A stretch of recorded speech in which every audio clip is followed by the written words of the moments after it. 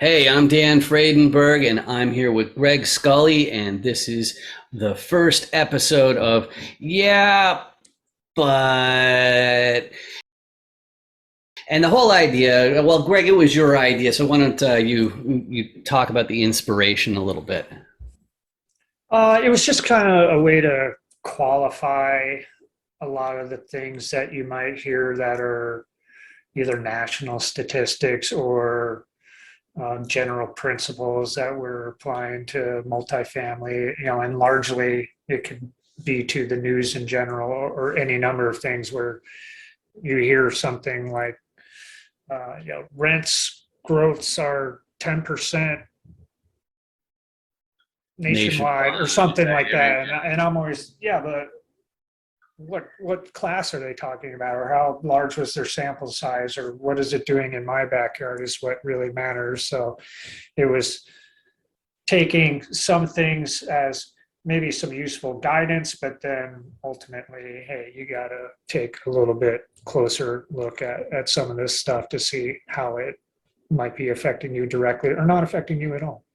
And I can think of one piece of advice that is really prone to that, yeah, but thing, which is they say it's like, okay, do you get the deal first or do you secure funding first? And so many people say, oh, get a great deal and the funding will just follow. And you'd have to say, yeah, but I'd say the big but is the scale, right? It's how big is the deal? If you're swinging outside of your leagues or whatever that sports ball metaphor is, then how exactly do you expect to come up with the cash? Yeah, great point. I mean, if you've done nothing in real estate and you lock up a 140 unit in Atlanta, will the money follow? I don't know. What kind of tracker do you have for closing a deal like that to hang your hat on that would attract that kind of money that you would be expecting to pay in Atlanta? It may scale down to something a little bit smaller, like you're a regular attendee at a local meetup and you met some people and you've kind of had a conversation where if the right deal came along, maybe there would be some chance to work together and a 10 unit drop into your lap and you were able to get it under contract or something like that. The money might follow something like that a whole lot easier. It still has to be relative to kind of your resume, I would say, at least to some extent, Mhm. unless you have some significant relationships that you've been able to develop along the way. I mean, it's very conditional. So why don't we walk through that for a minute? So let's assume that somehow they actually managed to get the property under contract, and let's say it's an enormous one. Like one thing that I'd be thinking about in a co-sponsor sort of situation would be how coachable is this person? How strict are they of like, oh, it's going to be like this is, my way or the highway. And I'm saying in a situation where the person lacks experience, if they're going to be really forceful on how they want things run and they're just beginning, then I think they're kind of setting themselves up for a lot of bad news. And I don't think anybody will sign on. What do you think? Oh, if you control the deal and you want to control the deal, Hmm. kind of from all aspects, that could be me personally. Yeah, I would be a little turned off by that. In that, if you don't have a track record yet, you want to run a deal, um, may not be the best decision uh, for your partners or for the project. Basically, I would look at it that way. Is you kind of have to be an advocate for the project and play the roles that uh, maybe lend to your strengths, or be Hmm. able to just do what you're told to some extent. It's like I don't know exactly what this process looks like, but if you can say, hey, we need to do this and that, and here's how you do it. What's the due date? Okay, I'll get it done, and here we go. What's step two now? Hmm. So Hmm. yeah, I would absolutely, you would have to be coachable. You can't it would be difficult to bring a deal and then expect to have a tremendous participation in it and necessarily a huge payday, really. Mm-hmm. Mm-hmm. Mm-hmm. Right. Yeah, that makes lots of sense. And that goes to the one topic that's on my mind. I did a couple of videos, and one of them has been going around this die right here to talk about the different roles in a deal. And usually, when you're running into somebody on the internet, they're a repositioner. So they're finding out that's super out of focus, I see. But they're looking at a bunch of different properties, and they're getting the properties under contract. So that's who you're describing right there. And if they're like, you focus on Tennessee, particularly Eastern Tennessee, right? As far as like your local thing, that's that side. Yep. Visual aids, but you also, well, we'll get to the other things that you do for the deals that are outside of Tennessee in a second, but I'll just fire through this super quickly. So if you are running it remotely, then you are going to need your operations team to actually collect rents and perform maintenance and do that sort of day-to-day things. Now, I know that one way that a repositioner can be certain that the property will end up making more money than it is right now is by spiffing it up with a contractor. So you're the repositioner, you get your person to run the place, and of course they should not be doing the big capital expense improvements. You should leave that to the contractor. And then if you're not going to be around, then you should go to a local. You need a local to pop in and take a look to see what's going on. So then you go to the financier, and in other words, the bank, and you say, hey, I've got the building, which is supposed to be the entire cube. I've got everything under contract. Here's all the paperwork. I've got these improvements planned. I've got these people who will actually run it. I got this person who will look it up. And the financier is going to say, okay, but who is your sponsor or KP? Who's the person who already owns a similar asset so that they can be eligible for the loan? So the reason I wanted to go through the different sides is just so that our audience can have an understanding when I say, because nobody is all of these sides, and some people, maybe they'll be like 60% of one side and then like 20% of like two others or something like that. It's always a weird combination that you end up with getting with people as far as hard skills. But in general, so how would you describe what you do in real estate right now? It'd be more, there was an operator, right? Right, Yeah, right. there was the operator and repositioner. So, me personally on our team, I tend to do a lot of the underwriting, due diligence, and then post-close asset management type stuff. So at the moment, we're not doing property management ourselves in-house, moving in that direction with our next couple acquisitions, but being more of the manager of managers type thing. Mm-hmm. Mm-hmm. That makes sense. And so since I have a digital security background, the question that I have next is I'm always concerned about sniffing people out, just basically finding out, like, okay, is this person actually who they claim to be? So I was thinking we'd go face by face and say, it's like, okay, well, how do you sniff out a repositioner? How do you sniff out an operations person? So does that sound good to you? Sniff out as in find one, or sniff out as in vet one? As in vet, as in Okay. find out, like, is this person actually, do they actually have much of anything going on, or is it all just smoke and mirrors? And of course, I'm sensitive to that because, I put up websites. And so, I had somebody recently saying, it's like, oh yeah, I've got a $30,000 website. And I'm like, okay, well, that just means somebody like me put that many of hours into building the thing. It's, I'm not convinced that that's really that useful. But I guess the first one is on a repositioner. That's probably the hardest one in some ways to vet. I guess if you're networking or something like that, the first thing that comes to my mind is like how many units do you own, or and are they LP or GP positions?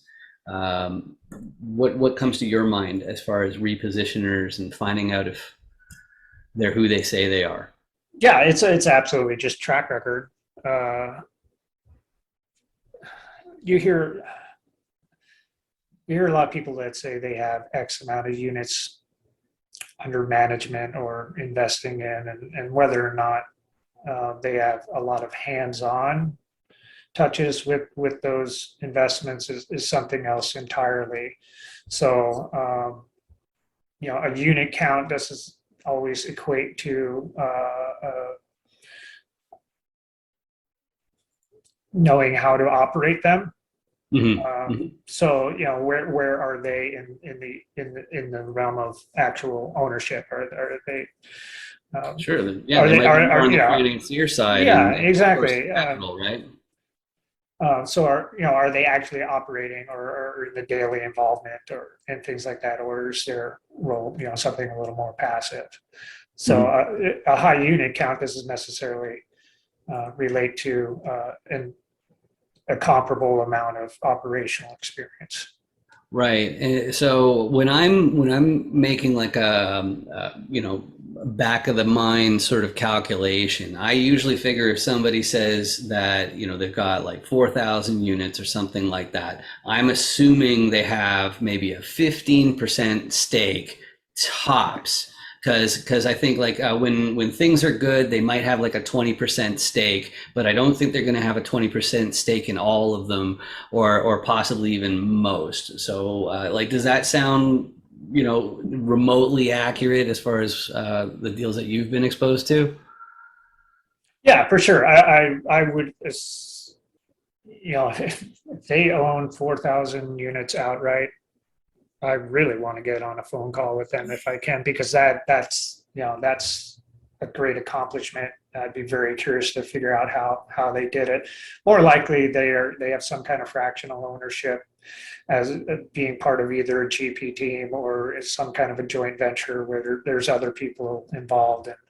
And yeah, it might be 100-unit property. It might be in real numbers more equivalent to owning 10 single family doors on a actual percentage of ownership basis. So, and even Mhm. that, is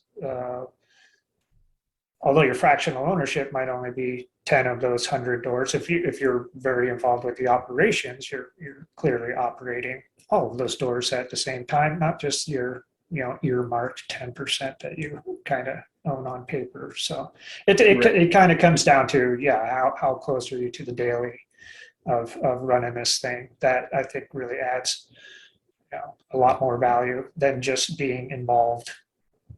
Right, right. So you are making the interesting point about how like as a repositioner there's underwriting involved, but in operations there's a similar thing of just keeping an eye on the books. There's technology involved there. So a picture of a toilet with bills going down, it's not necessarily the best, like the most accurate one you could possibly have. But moving on to operations, so how do you find out if somebody is who they say they are as far as operations go?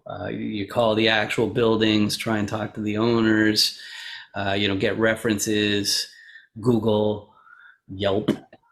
Yeah, I think it's probably more. I've never like called properties that people owned if I was in the position to possibly work with them. I think it more comes down to references and getting on calls and having conversations and kind of vetting them. And if you can find out if you've got friends that or acquaintances, either personally or through investing, that have transacted with them somehow, Hmm. to see how their experience went. You can obviously look at, have they gone actually full cycle on a deal, which Hmm. is a whole nother experience in the process of simply owning, but how did the disposition process go? Hmm. If they are running syndications, you can ask for referrals. Uh, Hmm. And, they might front load some very favorable referrals, but then you can ask that referral for, hey, is there somebody that you could refer me to, and kind of, go a little bit deeper that way. So I think it's just the kind of the old school regular, just vetting through relationships and doing a little bit of research. And if they're syndicators, you can look at SEC stuff and see if they've had any complaints against them. There's I know some people go so far as to do background checks. But yeah, it's nothing too magical. It's just a little bit of legwork. But right now, a lot of people are concerned the labor shortage. That's a huge problem in lots of industries. And one of the biggest problems of like owning like a McDonald's or something like that, like some sort of franchise, it's the same of you have to have somebody actually operating it. And I think that's really the Achilles heel. And I think the other thing that I think a lot of people wouldn't recognize is that it's not a particularly fun job to have, operating the buildings. And I think that's why a lot of, what do you want to call it, glassy-eyed teenagers, in high school, like they were thinking of, I don't know, being a veterinarian or something, they're not really saying like, oh, I really want to manage a 150 unit apartment complex. It's not where a lot of people with a ton of ambition really end up pointing to. So to what extent do you find that like operations is an Achilles heel? Like even if you are outsourcing to companies that focus on offering operations management, how much is that really the limiting factor? Because the other thing that hits me is like how many people are going to be moving, like relocating just to manage a building? So if they're not willing to relocate, then that means your talent pool is local. Right. Yeah. A couple of things come to mind. Yeah, operations is where you're going to spend most of the time in any real estate transaction, is the actual day-to-day ownership of it, either directly managing or through a third party. I mean, there's trade-offs for each. You're exactly right. Having a third-party manager it keeps your phone from ringing at night. You don't have to solve problems being boots on the ground and stuff. It's more expensive, certainly, and you're at a different level in the attention matrix, in that you are no longer your priority. You are one of many priorities for a property manager that likely has, dozens of owners potentially. So you just got to realize there's going to be some limitations. There are some fantastic property managers out there that I hear about. What I think that comes into play is when you get a little bit more scale. So that's when, if you do have that sort of magic number, 100 units, you're getting into the realm of really buying a business. And that takes a little bit of the necessity of having to be in market off the table, in that, you are able to provide, full-time employment theoretically to maybe a property manager and a maintenance tech.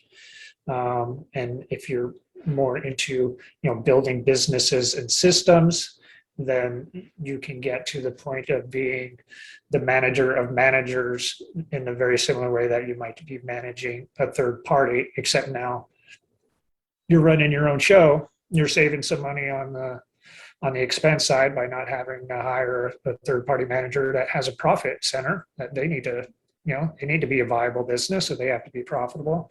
So you can run the cost a little bit down and benefit that way. So you mentioning in operations about that trade-off of doing a little bit more versus earning a little bit less and giving it to somebody else, it makes sense for me to be actively involved in operations right now, just so I can systematize it and streamline it. But like I'm trying to avoid anything where I might have that similar situation of like, oh, but I'm comfortable like this right now, and as a result, I end up working more and scaling less. If I, I think to be very successful in this business, you do have to be full time in one Yeah. capacity or other. Yeah.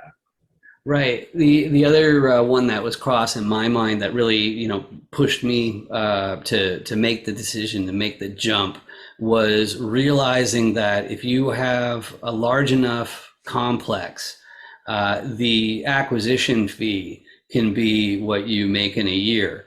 Right. Like so if you're trying to decide on, like what level of risk this is, the question is like, if you had an entire year where you're genuinely making a concerted effort to make that one deal, do you really think that you won't nail that deal? Like that's really the question that I was asking myself, and the answer I came up with was, yeah, a year's a lot of time if you're actually serious and you're putting in the time and going through the deals and making offers, making the connections with brokers and the other different services that would all have access to deals that a lot of people wouldn't even think to look for them in those spots. Is that Yeah, and then to your point, we're still transactional flipping houses, so that's part of filling out, our earnings is we're getting some transactional income by flipping a few houses a year, Mhm. because the cash flow from deals does take some time to build up. Generally speaking, I think for most Yep. people, it's Mhm. no different than if you're buying single families. It takes a while to build up enough cash flow to replace your W-2 income. So I don't think it's uncommon to have something else going on, unless you just got a sitting on a pile of cash and you've got a bunch of runway. But who wants to just deplete principal from a bank account Mhm. for an indefinite amount of time to get you to where you're going positive again? And that goes back to us. I mean, it's kind of messy. It's not. Yeah, you can make a spreadsheet for it, but I'm not sure how long it's Mhm. going to stay on that spreadsheet. Mhm. Mhm. Yeah, that makes lots of sense. So that was the operations person. Let's go to contractors, because there are a lot of areas where getting the contractor is really difficult to pull off. What are some tricks that you can think of for finding good I mean, contractors? that's one of the gems of third party management, is that they typically do have a built-in network. And although you might have to stay in line to benefit from their pool of contractors, at least they have a pool of contractors. And sometimes, if they have their usual carpet guy is not available, they might have a second or third tier carpet guy that can fill their slot. So you're a little bit more out on your own when you're self-managing on the operation side, building out, the vendors and contractors that you're going to need. That's just the way it is. I mean, that's one of the risks of what you may be saving some in expense by not using a third party manager. You might be exposing yourself to additional expense if your contractor flakes on you or just decides that he's moving to Missouri or something. Or So gets hit yeah, by a you have to, bus. what's that? Or gets hit by a bus. Or get hit by a bus. Yeah. So you have to try and build in some redundancies, which takes time. So, but that goes back to, like, if you're doing this full time, you're putting in those efforts to, have multiple people on board and build those relationships. But Yeah, it's a resourcefulness thing. Like that's yeah, what being an entrepreneur really is being resourceful and just finding a way to make it work, even if it's something that you're not prepared for at all in any way. yeah, it's just you're taking on a lot more of these responsibilities that when you do have a third party manager, they are spread out over somebody else's business ecosystem. So taking it all in house, a lot more of that responsibility now falls on, your partnership or whatever Mhm. your structure looks like. So Right, right. So the other thing that was going through my mind as far as it goes on a few of them. One is the contractor. The other one is the local, but it's outward appearance, external appearance, and like the car that they drive. You know, like what comes to mind as far as like, okay, this person has this, and so you know they're going to be a no way, or this person has that, and so they're a yes definitely. What do you think about material things like a, I don't know, hot Mercedes or something like that? Oh, for contractors or in general? Well, oh yeah, we haven't done local yet, but I was going Yeah. to tie it in with that. But as far as contractors go, like if you see, like a lot of the time with brokers, the guys with like, the nice tailored shirts and all that kind of stuff, they probably actually do have more going on, even though they may have just maxed out their credit cards to get those Right. things, Yeah. but like so. I think first impressions matter. I think authenticity matters more. So much of this can be optics with social media and things like that. Ultimately, at some point, I think you're getting down to just regular relationship type business, and some of that stuff just falls away Mhm, mhm. anyway, because there's been plenty of people that I've met. I'm like, oh my goodness, wow, this person. And then, you have an opportunity to go out to dinner with them or something. You're like, well, they're just regular little people, just like the rest of us. So, you know, in my experience, very rarely does I want to say it's all facade, but Right. we're to some extent we are marketers. Mhm, Um, mhm. that kind of falls away as you get to know people. But yeah, first impressions matter. Just like your building, people are looking at the outside first before they even step into a unit. So you got to have some amount of curb appeal to attract attention. Yeah, that makes perfect sense. Yeah, it's yeah, I saw that with one friend of mine where, like honestly, his Mercedes was one of the best investments I've ever seen anybody make. But it's just people, they just didn't think as highly of him until he had a Mercedes, and it absolutely worked. I got to stand back and watch what was going Yeah, I on. mean, there's like the Sim Taleb, the guy who wrote the Black Swan. I don't know if you're familiar with that book, but he tells the story of it's basically like Wall Street brokers that would go to the pension funds of small towns where these people were like just elected officials, and his thing was just buying the most expensive bottle of wine at dinner for these people got him hundreds of millions of dollars worth of deals and the associated commissions by optics and marketing, basically. Right, right. And it was funny because you were just mentioning, social media, for example, and, I learned how to do Photoshop in the 90s. So I've never trusted anything I've ever seen on a computer screen. And that's one that always hits me. Like honestly, if somebody actually drives up in, like a heavy duty sports car or something like that, I'm aware that okay, it might be a rental, but Yeah. like even still, it's like, okay, so the person isn't like completely broke. At least they've got like a few $100 or, like a grand for the car for that, 4-hour event but yeah, I think I do not stand by the pictures, in somebody's garage with all the Lambos and all that kind of stuff. It's like, whose garage is it? Like I just don't buy any of that kind of stuff personally. But Yeah, I mean, some of the best restaurants you're ever going to eat at are in strip malls that have terrible lighting and like no sign by the road. So there you go. it's just the way it is.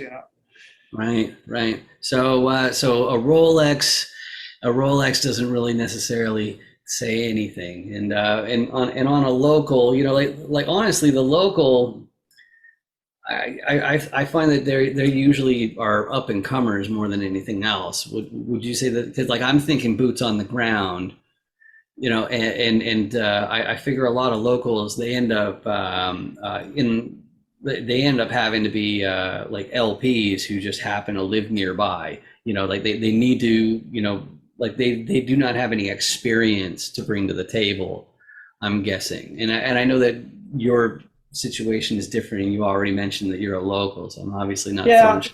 But, I mean, I think having somebody local that you trust on your team is certainly important to me. I mean, most of our stuff is in Tennessee. We have one property in Kansas. Mhm. That is because the team that we invested with, I trust, and one of the guys grew up in the community that this building is in. So Mhm. it helps me sleep very well at night. I think local knowledge, even if they don't have operational experience, can give you a lot of insight to the market just because they're there. They're like, oh Mhm. yeah. I mean, putting things in the context of the market is like, oh yeah, well that's right by blah blah blah. If you're very unfamiliar with the market and somebody is very familiar with the market but may not know the nuts and bolts about putting a pro forma together, they can Mhm. certainly give you a ton of information very quickly about the context of a particular building Mhm. Mhm. in the micro market, which I think is extremely helpful.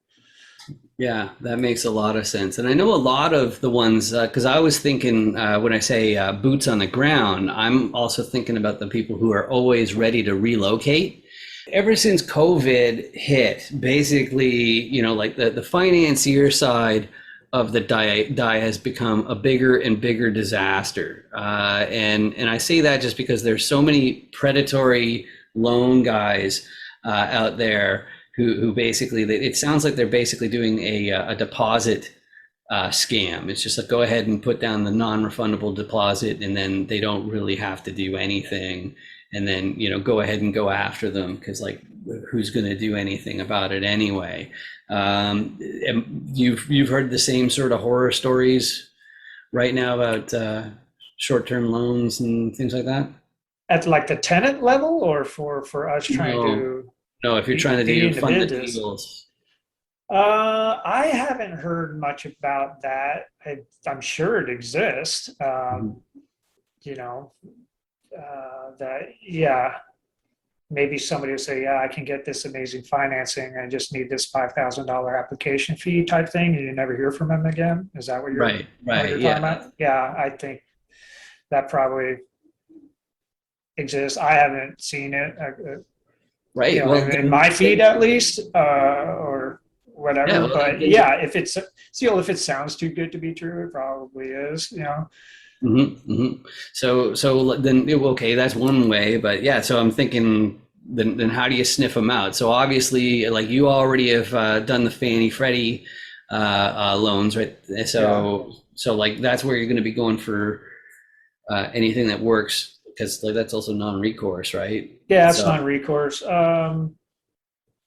But I mean, we still look at community bank financing because right. some of this stuff doesn't quite hit the Fannie Freddie bucket is a very specific bucket of properties that will qualify for it. So anything Mhm. that has a significant amount of value add might not be able to be uh, financeable through them. So I think that goes back to some of the stuff we were talking about. Just vetting people is use people from your network for referrals. It's like, Mhm. hey, have you seen this cat? Blah blah blah. That's pegging me on LinkedIn. Do you know anything? Is this legit or not? So yeah. So before you bite on the hook, Mhm. Mhm. pause and reflect on it a little, or ask for referrals. But I still think um, referral business for both the good and bad that Mhm. you experience is goes a long way for helping people out. Yeah, that makes sense. It also reminds me of I've had a few real estate lawyers, especially ones who they're just doing deals these days, and they don't practice law for anybody, but they'll frequently talk about how when they do a deal, they'll hire a local lawyer, and I wanted to get some sort of idea of why that is. Like what are the namables? Like I'm not even talking about the wisdom, because the wisdom I think is obvious, but like what are the specifics that they're looking for? And of course the biggest one is the scam of saying, it's like, oh no, this is normal here. It is, maybe they do, like, they have insurance or something where we don't do insurance here. It's just something like completely nonsense, like saying, insurance. Why do they use a local attorney? Well, that's the answer why, so that Oh, you'll have somebody who says, no, that's nonsense. Of course, now he's just trying to screw you. Just don't listen to him. He's an idiot. That kind of yeah. thing. Oh, yeah, yeah. And so you're saying make sure that you know somebody who's active in the area and see who they recommend, so that way you're not just Googling it and saying, okay, well, this is the top of the search results, or perhaps like Google Maps. Do you ever rely on, like, maybe don't borrow from anyone unless you can find it on Street View? Oh, that's probably not a bad way to look at it. But yeah, I think, with things like LinkedIn and all these networking groups, it should be fairly easy or easy-ish to find somebody in a market that, even if you're not going to work with them directly, if this is a very giving industry, in my experience, that people are happy to share resources, even if they're not transacting directly with you. So if you don't know somebody, if you know somebody that you trust, they probably know somebody that they trust. And, by 7 degrees of Kevin Bacon or whatever the hell it's called, you end up getting connected with somebody that um, Knows is Kevin hopefully Bacon. is hopefully able to do the job for you. So we've now gone through all of the pieces, all the sides of this cube, except the sponsor or KP. The sponsor or KP. So if you're going to sniff out a sponsor or KP, I keep on trying to move it so that it actually focuses in there, so it shows that beautiful building in the papers. So how do you sniff out another sponsor or KP if that's what you're looking for in the deal? And I suppose you'd be looking for that for the net worth on their balance sheet. You need some space on their balance sheet to qualify for the loan.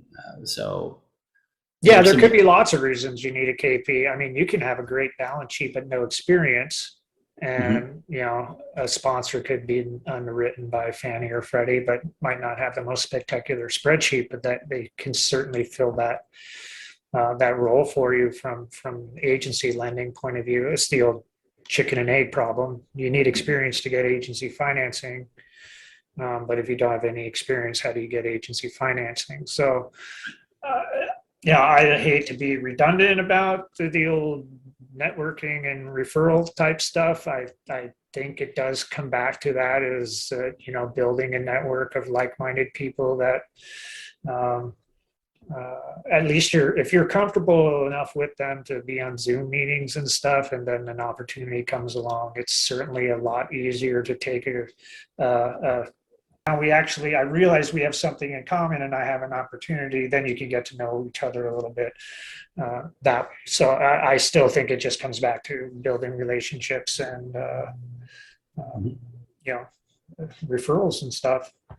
Right, and one thing that I think is interesting about lots of beginners, let's say, that the real estate community, they're so welcoming. They it's everybody's just like a fount of information, willing to help out. And part of that, it's the digital security background. I thought, it's like, okay, so what reason is there for somebody to do this that's self-serving, but would look like what the appearance that I've seen. So that's what I try and do to try and pick holes in people's behavior. And what I've found is that in real estate, people actually are genuinely trying to help you, and they're actually not being self-serving, Oh, okay, good. which is actually kind of mind-blowing for me, right? You know, like, because I'm watching it, but like, yeah, it's I think part of it is because of the multifaceted nature of the business. So people are like, it's like, yeah, I'm not going to do your part of this die, so we might as well help out each other. You know, find me somebody where I can be this face, and I'll find somebody where you can be that face. And I think that's what's going on with everybody. And it's not just, you know, people being fake. I think you're generally right. I think you're right that most people that I've interacted with have been very forthcoming with their knowledge and stuff. Usually because it's very unlikely that they're a direct competitor of you anyway. And the same with sharing a contractor. It's like, well, you know, this contractor needs to have a successful business. He's doing me a good job. Without profitable, successful contractors, we're all screwed. Right. So by sharing him, you know, is there a chance that there'll be some conflict with my schedule because Dan ended up calling him 2 hours before I did and got some time committed that I could really use? You know, so be it. You know, that contractor will still be around because he still has a viable business. So, yeah, I think it's just, you know, we all benefit from a healthy industry, and by steering people towards people that seem to be doing things the right way and are transparent and authentic, and when they make mistakes, own up to them and try to make them right. And, you know, that's about all you can do. Yeah, because it's going to happen, because there's It's going to happen. Oh, absolutely. Yeah. A lot of stuff to do.